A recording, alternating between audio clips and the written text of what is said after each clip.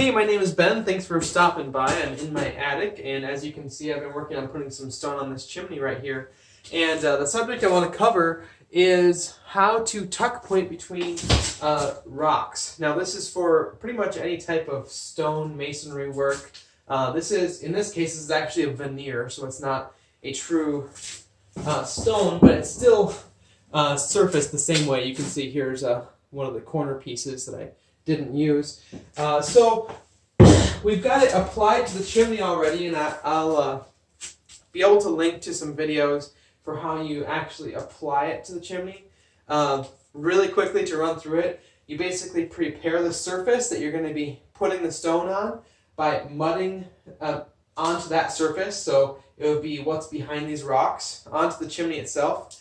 And you create a scratch coat where you take one of these trowels that has grooves in it, like this, and you make grooves, and then you let that dry. So you basically have like a grooved cement back.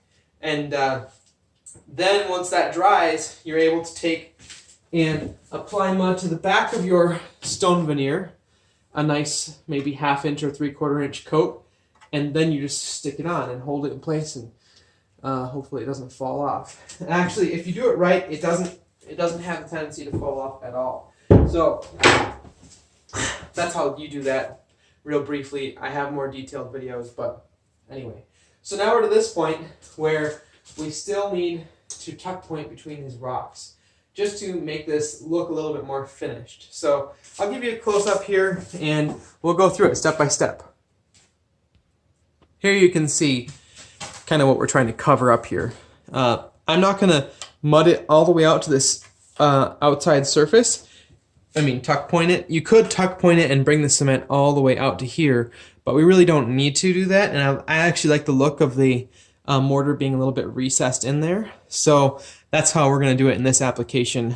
On the rest of my stone foundation, I actually tuck pointed it all the way out to the edge. I power washed out all the old grout and or mortar, and then I tuck pointed it in all the way out to the outside surface.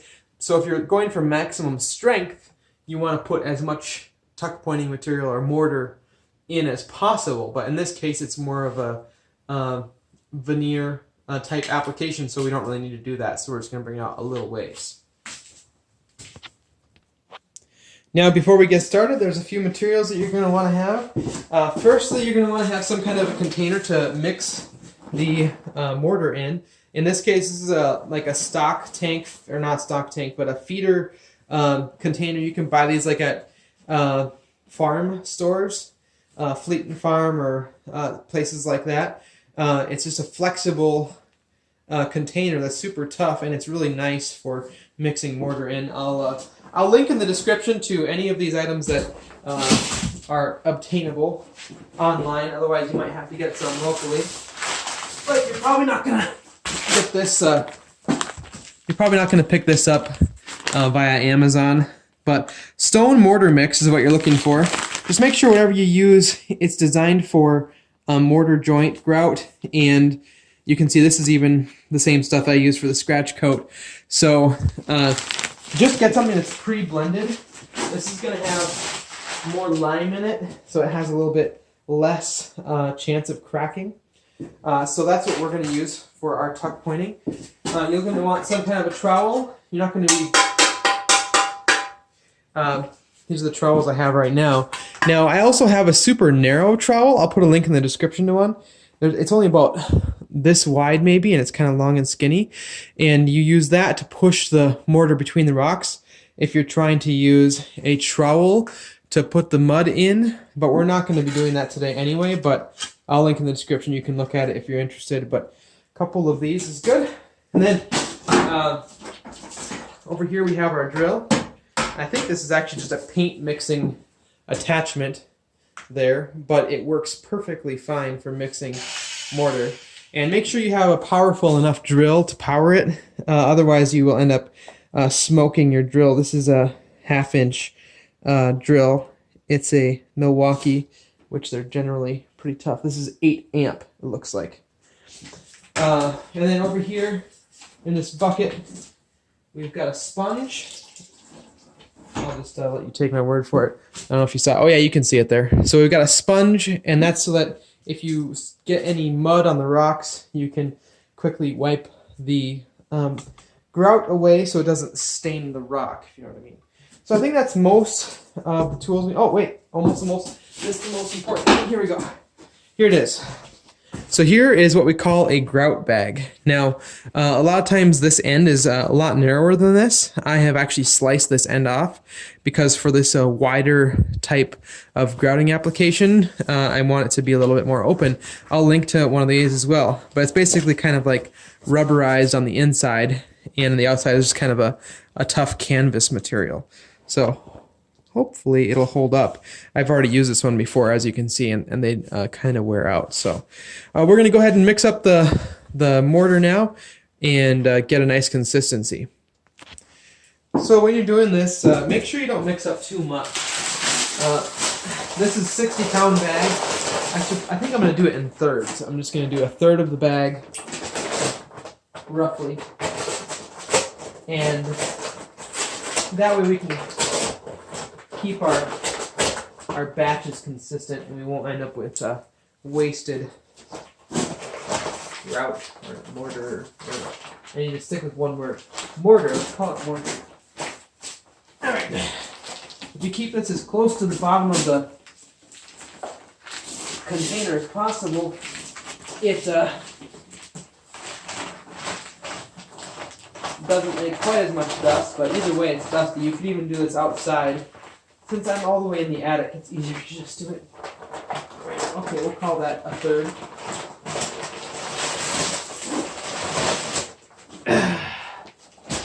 Alright, now we will go ahead and add some water. You can read the instructions and calculate roughly how much they recommend. Ultimately, you're going to be doing it by consistency, but just to get started, you can look at the instructions to see how much water it takes. I know that roughly it's going to take a little bit over one of these cups, just from experience.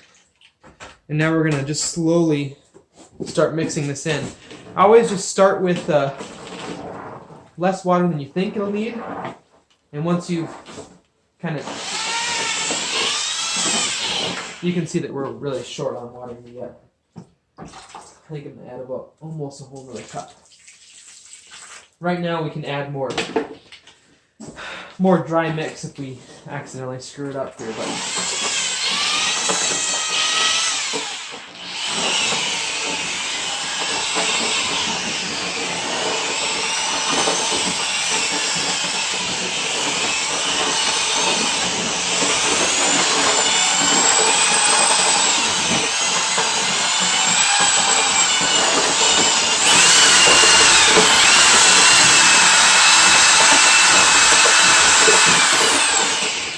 see if I can.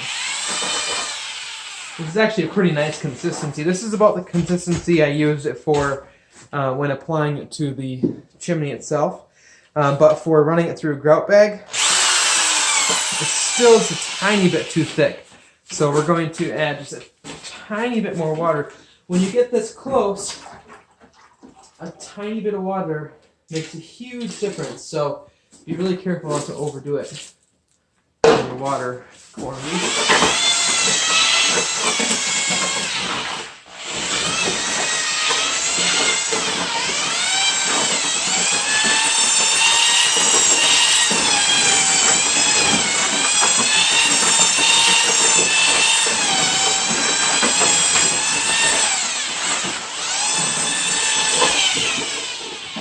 Take one of these and just scrape the edges down.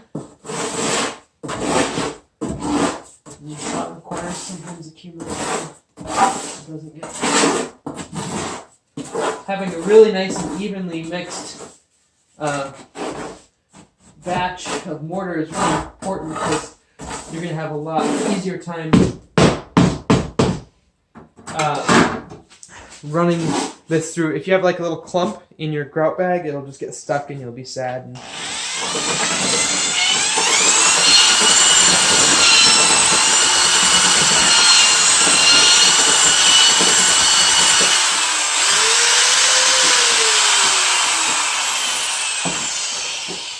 Also, if you have a smaller drill, a smaller mixing wand will be better for it. So just if you don't have a super powerful drill, just get a smaller mixing part. Or you can mix it by hand if you are dedicated enough. All right, so we're going to put this stuff in the grout bag and see how it goes. Take our trowel and scoop up some of this mortar and dump it into the grout bag. Try not to make a huge mess here. What I found is that a lot of times, see how it's kind of dripping out the end there? That's fairly normal for what I've seen. It's just about the perfect consistency. Here you can, if I turn the trowel, you can kind of see how it,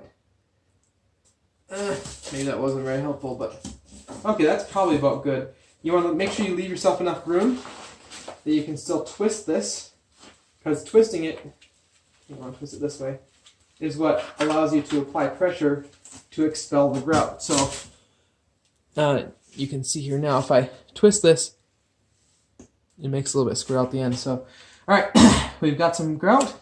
Let's go ahead and start applying some onto the stone masonry.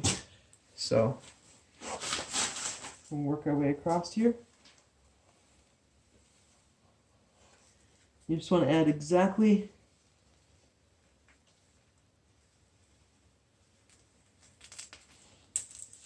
the amount you're looking for. Rotate the bag again here. This is 100 times better than trying to use a trowel. You would be very sad if you tried to use a trowel doing this.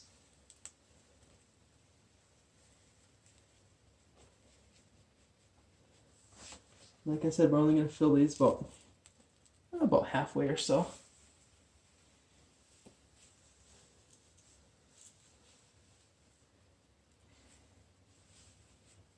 All right. I think I'm getting out of your view there. Let's I'll try to get you a nice close-up here someplace. All right, here we go. So all the way down here. I'm just kind of squeezing and twisting the bag as we go. And the goal is to just get this in here, and then you can kind of let it set for a while until it hardens just a little bit. And once it's hardened a little bit, then you come back with your finger and smooth it out.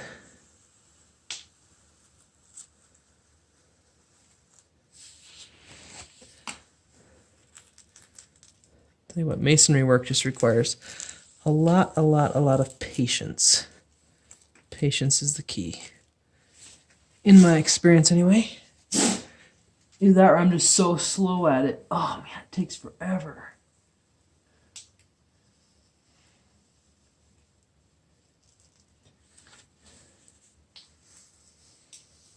This is like the perfect consistency. It's like thick toothpaste, or maybe just toothpaste consistency. All right. I think I got most of the spots where you can see it. Here I can come across here a little bit more.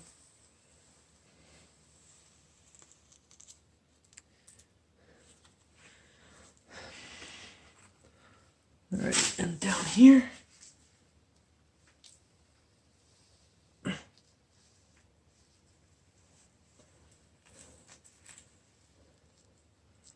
There we go.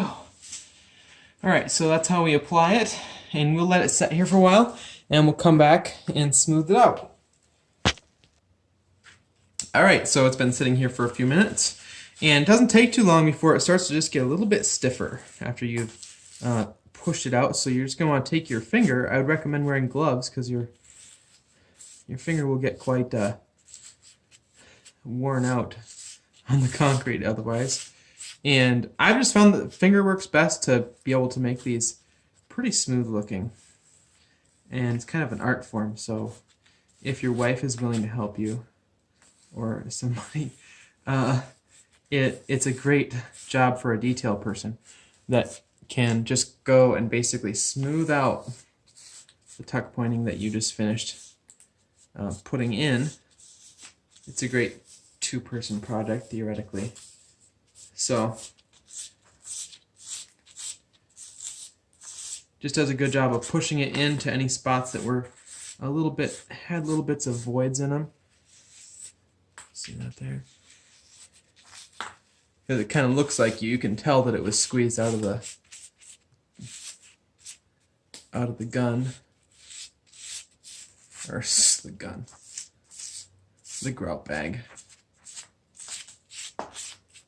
So that's starting to look pretty smooth there now. So I think it helps mostly to slide your finger rather than like try to just dab it. By running your finger along it does a good job of pushing it in and keeping it from wanting to fall out. If you poke it, it tends to want to like get loose and fall out, if that makes sense. So that's looking pretty decent there. You have a real close-up look. Maybe it doesn't look as good close-up. But anyway, we're just going to continue to do that with all of it. And I've just about got all my mortar used up already. So it takes quite a bit of it, more than you would expect. So anyway, that's pretty much it. Once you get it smoothed out and it dries, you're good to go. The only other thing that you could maybe do is if this is an outdoor application, you might want to seal the rock and seal the grout. That'll help prevent water from getting in there and freezing and thawing and causing that tuck pointing to all come loose again. So I'll put a link in the description to a sealer if I can. Again, anything that's related to this and any extra details that I think of, I will put in the description. So be sure to check that. If this video helped you, please hit that thumbs up button and subscribe down below for more videos like this one. And hit that little bell icon if you want to be notified about future videos. But yeah, that's pretty much been it. Thanks for watching. I have done quite a bit of tuck pointing all the way around the outside of my house. And a bunch in the basement, and so a lot of it that was structural. This is not structural, but I would have appreciated it if I could have found a video like this one, so that's why I'm making it. Alright, we'll talk to you guys in the next video. See ya.